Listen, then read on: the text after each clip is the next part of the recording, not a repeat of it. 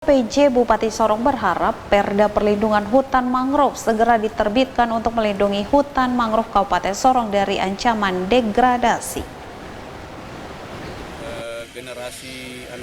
Hal itu ditegaskan PJ Bupati Sorong Yan Pitmoso mengingatkan seluruh peserta penanaman mangrove dalam rangka Hari Lingkungan Hidup Sedunia 5 Juni 2023 yang menjelaskan penanaman mangrove sebagai pohon ibu kehidupan bagi anak cucu ke depan.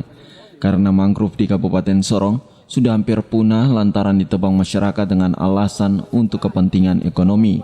Pohon mangrove ini sebagai pohon ibu kehidupan untuk generasi anak cucu kita yang akan datang. Karena pohon mangrove yang ada di wilayah kota dan Kabupaten Sorong ini hampir punah.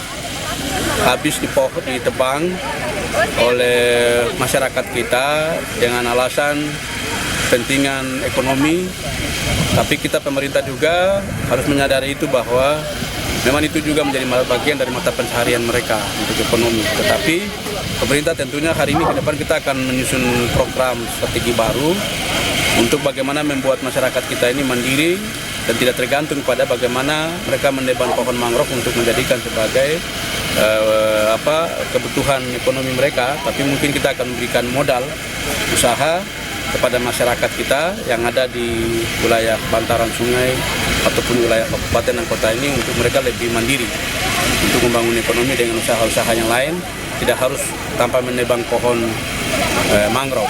Itu yang mungkin kita. Sementara Kadis Lingkungan Hidup Kabupaten Sorong Agustinus Asem mengatakan penanaman mangrove adalah untuk mengingatkan masyarakat Kabupaten Sorong sebagai berupaya melestarikan hutan penyangga bumi.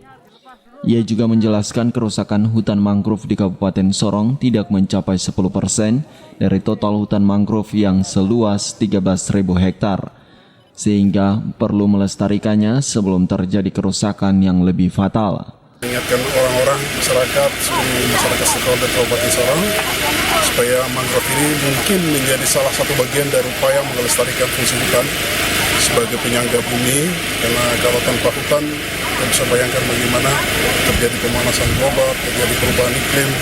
Sementara yang sekarang lagi rame-rame bicara adalah perubahan iklim.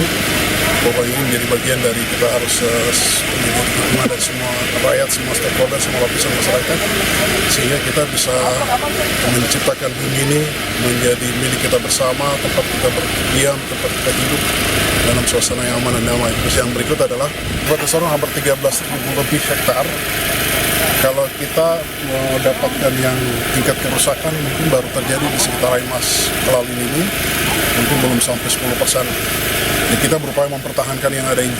Sekarang kita menanam kembali, memang masyarakat kita ada yang suka mengambil untuk kebutuhan kayu bakar, untuk tiang-tiang bendera, bahan bangunan, tapi belum sampai tingkat parah.